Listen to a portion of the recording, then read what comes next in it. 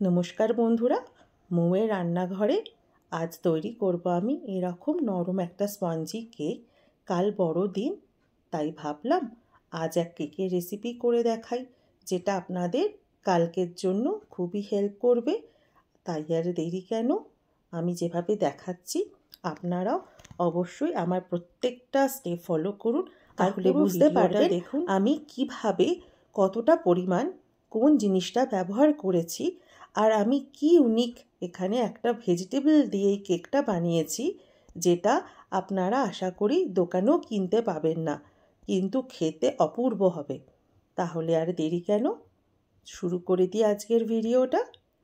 চলুন, আজকে মৌয়ের রান্নাঘরের রেসিপি গাজর বলা ভালো, গাজর লেয়ার আর আটা বা ময়দার যে লেয়ার, মানে লেয়ার কেক আমি আজকে করে দেখাচ্ছি। চলুন শুরু করে দিই। আর আমার চ্যানেলটা যারা সাবস্ক্রাইব করেননি তারা অবশ্যই করে নিন, নতুন নতুন নানা রকম খাবার বানানো আপনারা শিখতে পারবেন। আর যারা কুকিং প্রথম শিখছেন তারা আমার রেসিপি দেখলে আশা করি খুব সহজে আপনারা শিখতে পারবেন। চলুন শুরু করে দিই আজকের ভিডিওটা। গাজরের কেক, গাজর তো লাগবেই। আমি এখানে নিয়ে নিয়েছি আড়াইটা মতো মোটা মোটা দেখে একটু গাজর, দারচিনি আর এক বাটি চিনি। প্রথমে একটা গ্রেটার দিয়ে গাজরটাকে আমি গ্রেট করে নিচ্ছি। আমার গ্রেট করা কমপ্লিট হয়ে গেল। এই গ্রেট কিন্তু খুব সহজে হয় না, খুব হাতে ব্যথা হয়ে যায়, কিন্তু কাল বড়দিন তাই একটা স্পেশাল কিছু করে দেখানোর জন্যই আমি এই গাজর দিয়ে কেকটা বানাচ্ছি। দেখুন এরকমভাবে পুরো গ্রেট করা কমপ্লিট হয়ে গেছে। চলুন এটাকে এবার আমি ঘি দিয়ে ভেজে নেব। এবার গ্যাসে বসিয়ে দিলাম একটা ননস্টিক কড়াই, তাতে দিয়ে দিলাম 2 বড় চামচ দেশি ঘি। আমি ঠান্ডায় থাকি, তাই দেখুন ঘিটা কত টাইটভাবে জমে গেছে, তাই গলতেও একটু বেশ কিছু সময় লাগলো। ঘিটা যখন গলে যাবে তার মধ্যে আমি মিশিয়ে দিলাম এই গ্রেটেড যে গাজরটা। গ্যাসের আঁচটা একদম হাই করে, গাজরের কালারটা একটু চেঞ্জ হয়ে গেলেই বুঝতে হবে গাজরটা ভাজা ভাজা মতো হয়ে গেছে। দেখুন এরকমভাবে গাজরটাকে ফ্রাই করে নিতে হবে।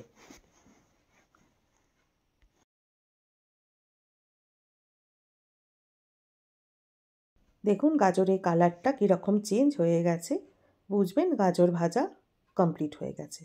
ব্যাস, গ্যাসের আঁচটা আমি এবার বন্ধ করে গাজরটাকে রেখে দিলাম ঠান্ডা হওয়ার জন্য। দিয়ে এবার কেকের ব্যাটারটা তৈরি করার জন্য কি কি লাগবে সেইগুলো আপনাদের দেখিয়ে দিই, আর মেন কেক বানানো এবার আমি শুরু করব। এই ফ্রাই করা গাজরটাকে এবার আমি একটা প্লেটে তুলে নিলাম, কারণ আমি গাজর দিয়ে লেয়ারিং কেক করব, তাই এটা প্লেটে তুলে নিলাম যাতে আমার করতে সুবিধা হয়। এবার দেখুন কেকের জন্য কি কি লাগবে। প্রথমে ওই গাজর, যেটা আমি একটা প্লেটে তুলে রেখেছি। এবার নিয়ে নিয়েছি আমি এক বাটি চিনি। একটা বাটি আপনারা সেট করে নেবেন, সেই বাটির মাপেই আপনারা কেকটা বানাবেন, কোনো অসুবিধা হয় না। যে ডিনার সেটের যে বড় বাটিটা হয় সেটাই আমি নিয়েছি। আর নিয়েছি দেখুন এক বাটি আটা, আর সেম বাটির আর এক বাটি ময়দাও আমি নেব। আর আছে 1 কাপ দুধ, আর দারচিনি তো আমি আগেই দেখিয়ে রেখেছিলাম, আর রয়েছে মাখন। এবার একটা মিক্সির জারে, যাতে পাউডার করা যায়, তাতেই দারচিনিটা দিয়ে ফাইন একটা পাউডার বানিয়ে নিতে হবে। এবার 1 কাপ যে দুধ আছে, এই দুধটা কিন্তু ঠান্ডাই দুধ, তাতে দেখুন আমি দিয়ে দিচ্ছি 2 চামচ মতো ভিনিগার, দিয়ে এটা আমি সাইড করে রেখে দেব। দেখুন আমি নিয়ে নিয়েছি 1 চামচ পরিমাণ বাটার, কিন্তু এটা পুরো জমে আছে, তাই এটাকে আমি একটু মাইক্রোওয়েভ করে নেব। আপনাদের যদি গলা থাকে তাহলে ডাইরেক্ট শুরু করে দিতে পারেন। দেখুন আমি মাখনটা মেল্ট করে নিয়ে চলে এসেছি। এর মধ্যে আমি দিয়ে দেবো এবার একে একে। আপনারা কিন্তু প্রত্যেকটা স্টেপ আমার ফলো করবেন আমি কিভাবে বানাচ্ছি। প্রথমে আমি দেখুন দিয়ে দেবো আমি 1 কাপ মতো রিফাইন্ড অয়েল, দিয়ে ভালো করে আমি ফেটিয়ে নেব। তেল আর মাখনটা যখন সম্পূর্ণভাবে মিশে যাবে, এর মধ্যে মিশিয়ে দিলাম 1 বাটি চিনির গুঁড়ো। সিম্পল মিক্সিতে চিনি দিয়েছিলাম, দিয়ে পাউডার বানিয়ে নিয়েছি। করে নিয়ে সেটারই ফাইন পাউডার হয়ে গেছে। সেটাই এবার তেল আর মাখনের মধ্যে দিয়ে বেশ খানিকক্ষণ সময় ধরে 2 থেকে 3 মিনিট সময় লাগবে, দেখবেন কিছুক্ষণের মধ্যে একদম স্মুথ ব্যাটার রেডি হয়ে গেছে। এবার আমি এর মধ্যে দিয়ে দিলাম 2 থেকে 3 চামচ মতো মিল্ক পাউডার। সিম্পল যে আমুলিয়া মিল্ক পাউডার হয় বা যে কোনো মিল্ক পাউডার আপনারা ব্যবহার করতে পারেন। দিয়ে ভালো করে আবার মিশিয়ে নেব। এইখানে কিন্তু একটা জিনিস আপনারা ইউজ করতে পারেন, যেটা হলো মিল্ক মেড। সেটা দিলেও টেস্ট হয়, কিন্তু আমার কাছে ছিল না। আমি সিম্পল মিল্ক পাউডার দিয়ে করেছিলাম। খেতে কিন্তু অপূর্ব হয়। দেখুন এরকমভাবে হালকা হাতে আপনারা ফেটিয়ে নিতে পারেন। আপনাদের কাছে যদি ইলেকট্রিক ব্লেন্ডার থাকেন সেটা নিয়েও আপনারা ব্লেন্ড করতে পারেন। দেখুন আমার একদম স্মুথ একটা ব্যাটার রেডি হয়ে গেছে। এবার একটা বড় ছাঁকনি নিয়ে তাতে দিয়ে দিলাম ওই 1 বাটি পরিমাণ আটা। আমি প্রথমেই বলেছিলাম একটা বাটি আপনারা সেট করে নেবেন, ওই বাটির মাপেই সব কিছু ইউজ করছি আমি। এবার দিয়ে দিচ্ছি 1 বাটি ময়দা। আপনারা চাইলে 2 বাটি আটা বা 2 বাটি ময়দা ব্যবহার করতে পারেন, কিন্তু ছাঁকনিটা অবশ্যই ইউজ করবেন। আটা ময়দা দেওয়া কমপ্লিট হয়ে গেল। এবার ইম্পর্টেন্ট টিপস, যেটা হলো বেকিং পাউডার আর বেকিং সোডা কতটা পরিমাণ দেবেন। আমি নিয়ে নিয়েছি একটা 1/2 চামচ আর একটা 1 চামচ টেবিল স্পুন। আপনাদের যদি এরকম চামচ না থাকে সিম্পল চামচ দিয়ে আপনারা ইউজ করতে পারবেন। প্রথমে আমি দিয়ে দিচ্ছি এটা বেকিং সোডা। এটা আমি দেবো 1/2 চামচ। দেখুন আমি এখানে 1/2 চামচ পরিমাণ বেকিং সোডা দিয়ে দিলাম। এবার দেখুন আমি নিয়ে নিয়েছি বেকিং সোডা। বেকিং সোডা দেবো আমি 1 চামচ। তাহলে 2 বাটি যদি আটা বা ময়দা হয় তার পরিমাপটা হবে বেকিং সোডার বেকিং পাউডারের 1 চামচ দেবেন বেকিং পাউডার আর 1/2 চামচ বেকিং সোডা দিয়ে ভালো করে আমি এটাকে মিশিয়ে নিচ্ছি আটা বা ময়দার সাথে, নাহলে কিন্তু একটা গন্ধ মতো ছাড়ে। দেখুন আমি ভালো করে এটা মিশিয়ে নিচ্ছি।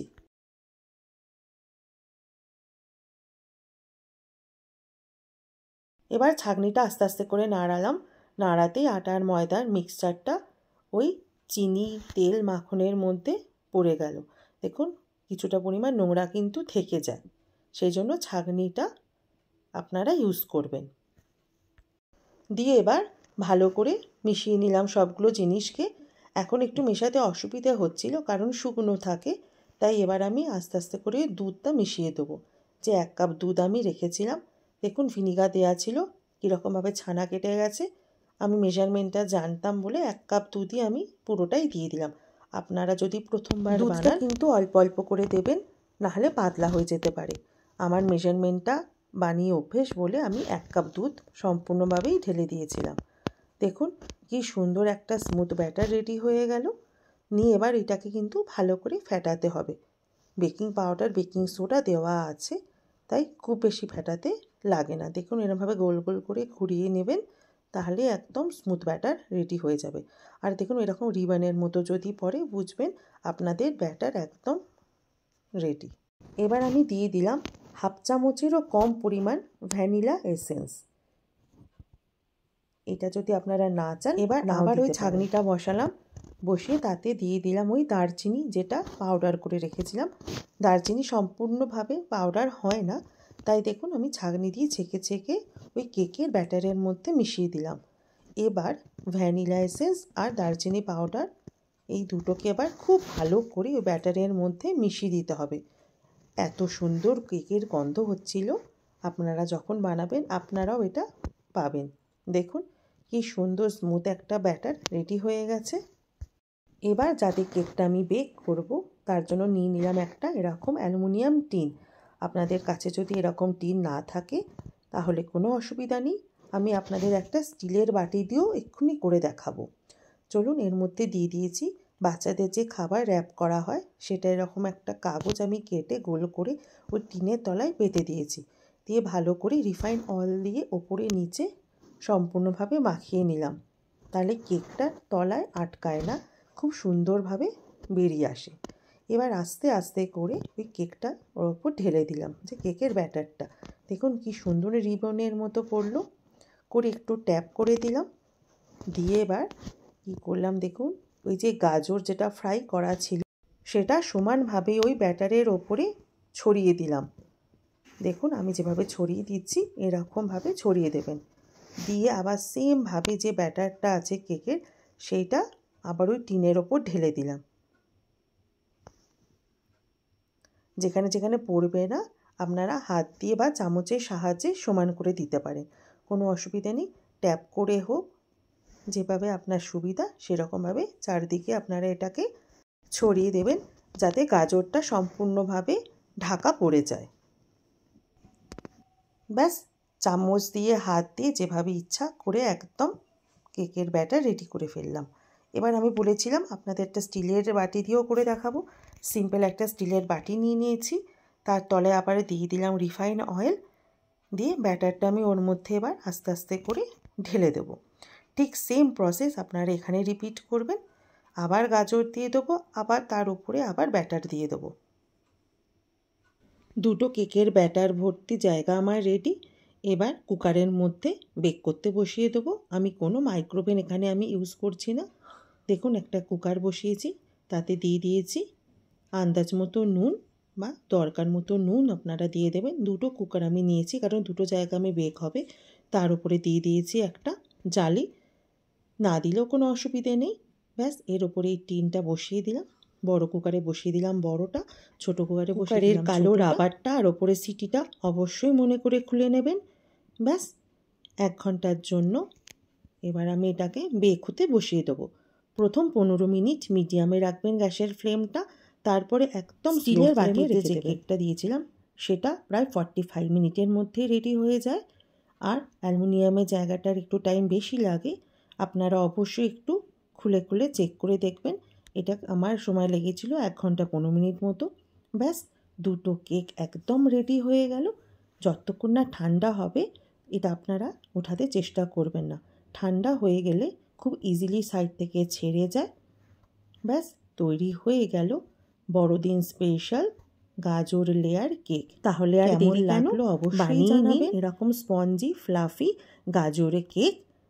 আমার চ্যানেলটা যারা সাবস্ক্রাইব করেননি তারা অবশ্যই করে নেবেন, তাহলে আমার নতুন নতুন রেসিপি আপনারা দেখতে পাবেন। আর তার সাথে উপরোক্ত পাওনা হিসেবে নৈনিতালে রেস্টুরেন্ট গাইড দিতে আপনাদের হেল্প করব। নৈনিতালে এসে কোথায় খাবেন, কোন রেস্টুরেন্টে কীরকম প্রাইস, সেটা আমি আপনাদের জানাতে সাহায্য করব। তাহলে চললাম, শুভ বড়দিন সবাইকে। আর আমার চ্যানেল সাবস্ক্রাইব করে বেল আইকনটা কিন্তু অবশ্যই প্রেস করে দেবেন, তাহলে সবসময় নোটিফিকেশান আপনারা পেতে থাকবেন। কালকের ক্রিসমাসের শুভেচ্ছা রইল সবাইকে। ধন্যবাদ।